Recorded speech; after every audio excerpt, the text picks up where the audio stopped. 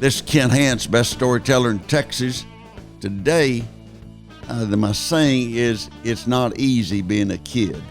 And I'll come back to that in a moment.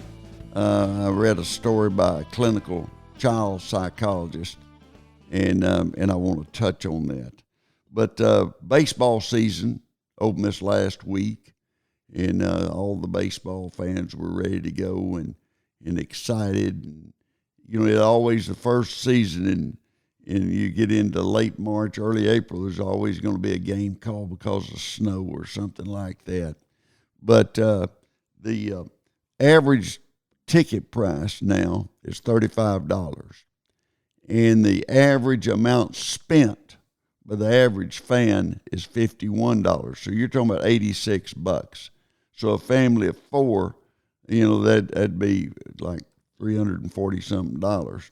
But the average amount spent includes not just little kids that'll get a Coke or something. Includes people that will buy a beer and that will consume, you know, pretty high priced beer.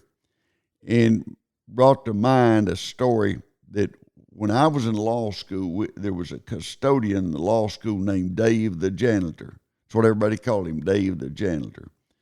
And everybody liked him. He knew where we were from. And he called one of my friends, and he had been arrested in LaGrange for a DWI.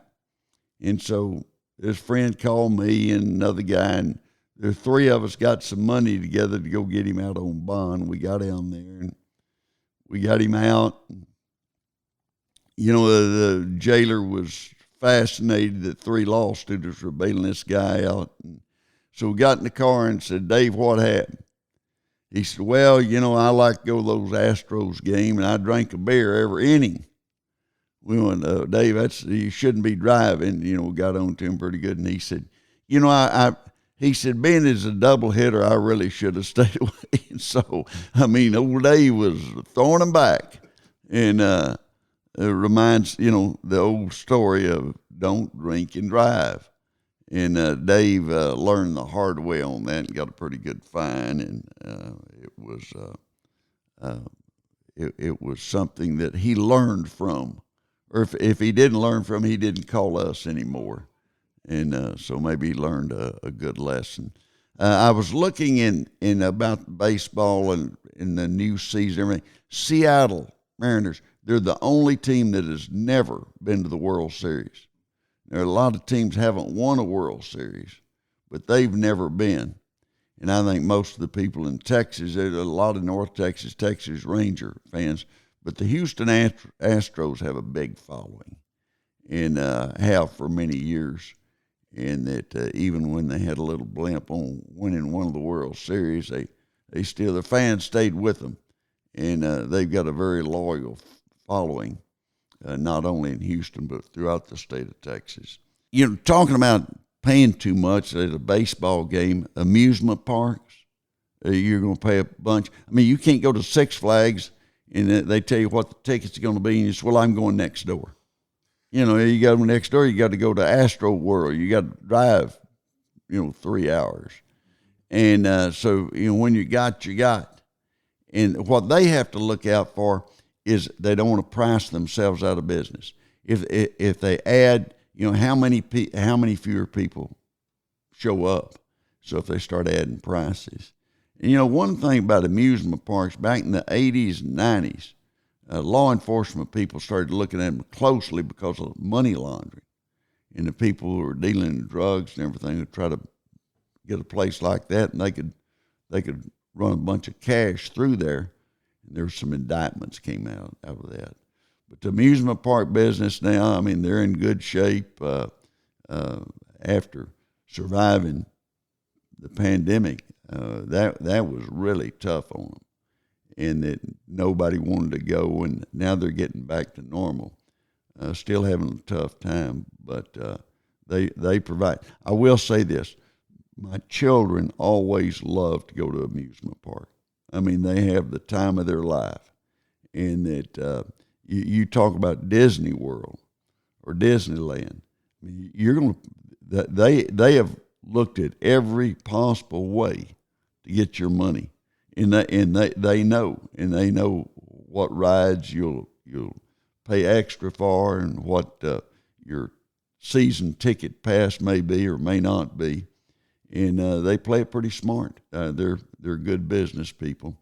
With the summer coming up, I'd encourage people to do. It may cost a little more. Go to a baseball game or a amusement park or whatever. The kids always love it. One thing I wanted to add: minor league games are expensive.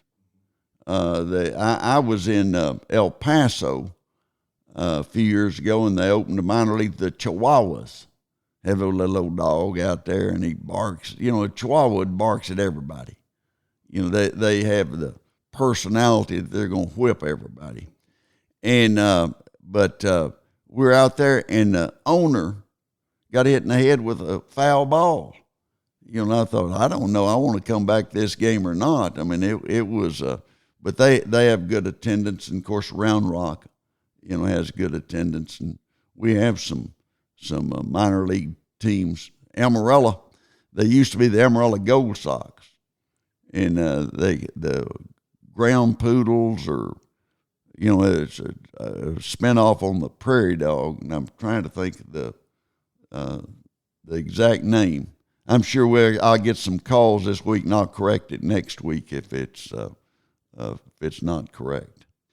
Also, I was reading this week about there was a 44-year-old guy in Connecticut that broke up with his girlfriend. She broke up with him, and he got arrested, and he had called her in 48 hours. He called her 815 times, but he sent a lot more text messages. The guy took it real hard, and anyway, he's subject to getting 2 to 5 years.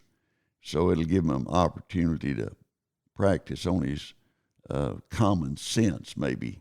In looking at the news last week, there was also an arrest in the airport in Vegas. In the airport in Vegas, boy, it's not nice. I mean, it's adequate, maybe on their good day. But they caught a guy smoking meth in there. And smoking meth, I'd say he has an addiction. And that in the Vegas airport, smoking meth. My friend from Menard, Texas, Tanner Mahan, he used to see people, they'd come outside of the airport and smoke, and he'd ask them, "Do you think smoking's addictive?" And there's one old lady one time said, "It is. Stay away from it. Stay away from it, whatever you do." The saying of the day: being a kid's not easy.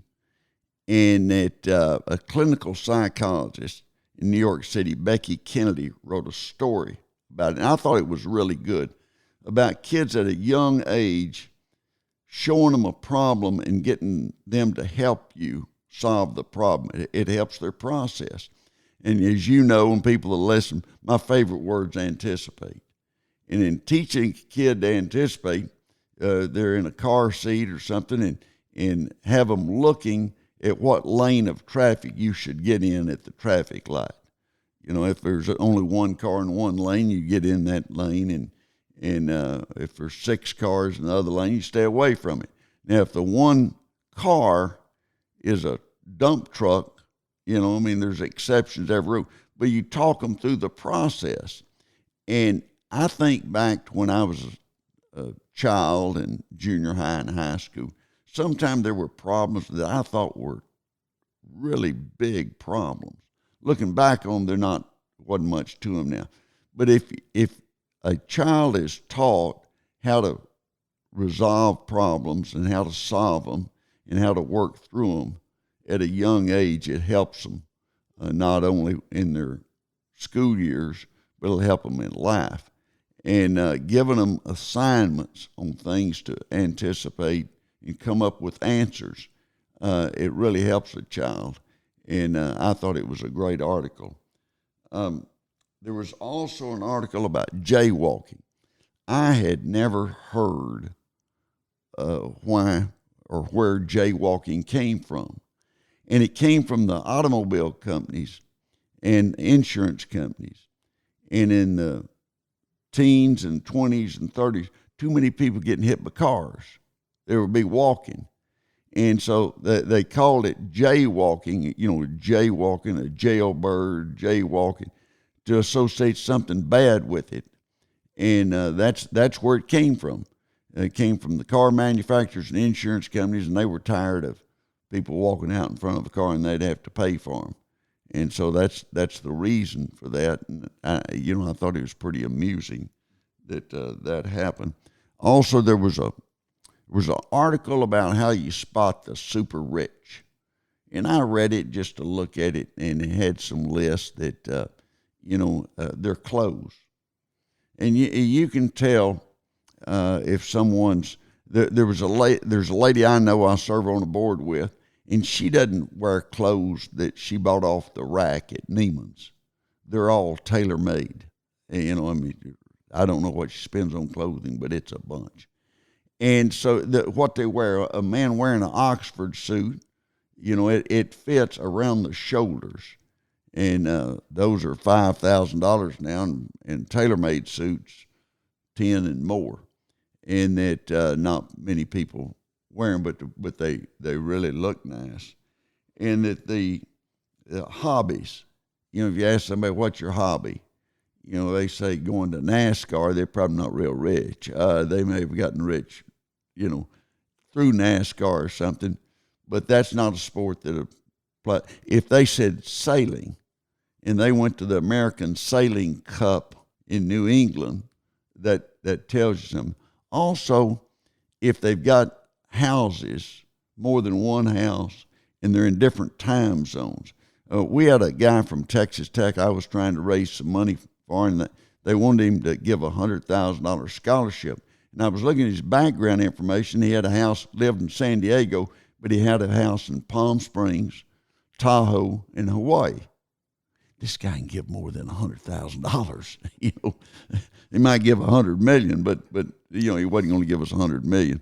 Anyway, we got several million out of him in scholarships and something he enjoyed and we enjoyed. But if they've got multiple homes, that tells you something about it. If they spend a lot of money, that doesn't necessarily mean they're rich. There's a lot of people that are big spenders, and they're just living from paycheck to paycheck.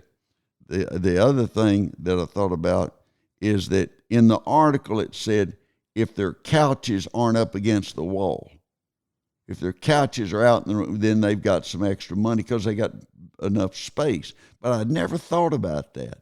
So, since then, every time I go in a house, I'm going to look and see if the couch is up against the wall. The couch is not up against the wall, then they've, been some big money raised there. I had a friend in Midland, John L. Cox, and he was on the Forbes billionaire list back in the 80s when a billionaire was, really worth some money, big money. And he was talking about our friend at Clayton Williams, who beat me when I ran for governor, beat me soundly. And he was talking about Clayton was the type of guy that he really got involved. He was Class A personality, type A, and was a hard worker. He said Clayton's the kind of guy that you have him over for dinner, and when he leaves, you realize that he rearranged all the furniture. and that was a good explanation. He was going to take over, and if he saw something wrong, that he was going to point it out. In Tampa, Florida, they were looking for a robber. The cops chased him down, and he jumped out of his car and fled into the woods along I-275, I believe it was. So they called in helicopters and everything, and they didn't find him, but they found a 78-year-old man that's suffering from Alzheimer's, been missing for a couple of days. So the chief of police said, well, it's, we didn't find the robber, but we found somebody that was important, and so they had a successful hunt. Another interesting story I read this last week was a couple that they were going to get married. I think it was Vegas, may have been Oakland, but they were headed to get married, and the flight attendants on Southwest found out about it and made her a dress with a train out of toilet paper. And they had him go up front and stand. She walked down the aisle, and everybody applauded. and I'm glad they still got their sense of humor. Speaking of sense of humor, you look at money issues, that it's a hard deal now for a lot of working families that with inflation and everything and insurance rates. I insured some apartments that I own, and they said, well, the value, because inflation's going up about 25%, and the premiums, because of inflation, going up about 25%. So they hit us with anywhere on, depending on the project, anywhere from 35 to 55% increase in 1 year, and that'll have a huge impact. And one thing that happens in inflation, once it gets started, a lot of people start raising their prices so they can justify it. And that I took a guy to eat not long ago, and he bought a hamburger, and the hamburger was $15.95. And I grew up in Dimmitt. There was a time for $15.95 you could buy the cafe. He didn't want just a hamburger, so let me buy the cafe and fix me a hamburger while I'm at it. Remember, the saying of the day is, it's not easy being a kid. Let them know that you know that. It makes them feel a lot better, and that you can think through problems. And they need to know there's nothing that a parent and a child, or grandparent and a child, can't solve if they get to it. That's the reason you do that, is so they'll come to you when those problems get big.